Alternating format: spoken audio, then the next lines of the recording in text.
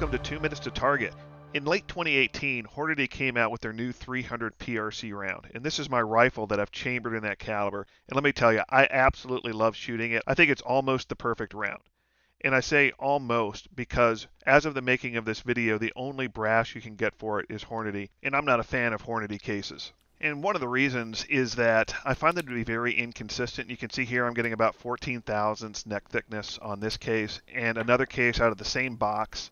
Well, check this out. This is down at around 12 thousandths.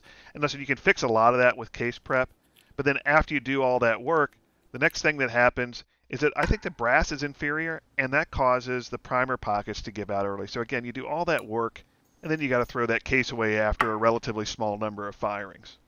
So if we want good brass, what do? All right, well, before we talk about that, let's talk about what goes on in your chamber when you chamber a round. And chances are it doesn't fit perfectly. You've probably got head space between the round and the front of your chamber. And then when you fire, depending on the round, you probably got somewhere around 60,000 PSI, and that forces the walls of the case out.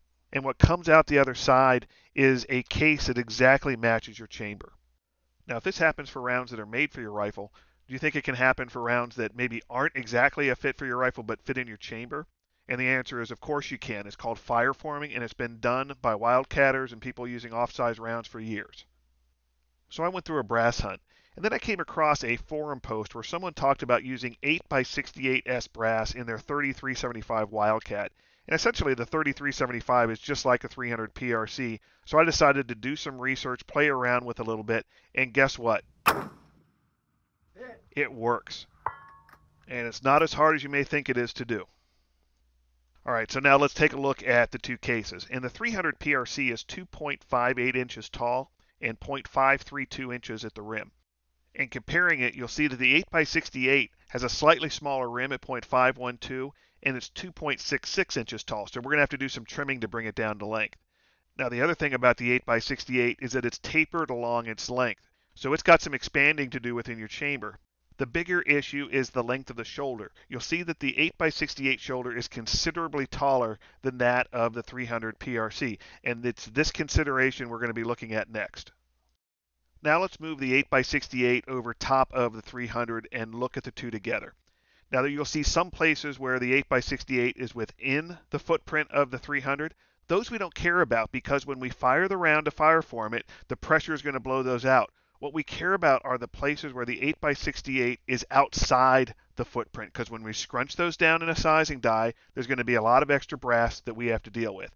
Now, one other area of consideration is the rim size. We mentioned this earlier. It's about 20 thousandths difference. And while I don't think this is going to be a problem on most rifles, I do recommend that you get a case, size it down inside a sizing die, put it into your chamber, and make sure that it's going to extract properly. Now let's take a look at what happens when you put that 8x68S brass into your 300 PRC sizing die. Well, first off, what's interesting is the shoulders get turned in. They're like curved, and I'm not sure why that happens, but I think it's pretty cool. It doesn't really affect anything. And then secondly, you'll see where we sized in that neck, and you can actually see where that stops on the case itself. And there's a bunch of extra brass there. So the question is, where did that brass go?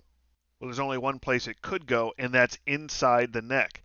And then the issue is when you try to seat a bullet, well, all that brass that's inside the neck has to go outside the neck now, and this is going to cause problems when you try to chamber this round. Now, we're out of time here for part 1, but we're going to show you how to prep the entire case and deal with that brass on part 2 of fire forming brass for the 300 PRC.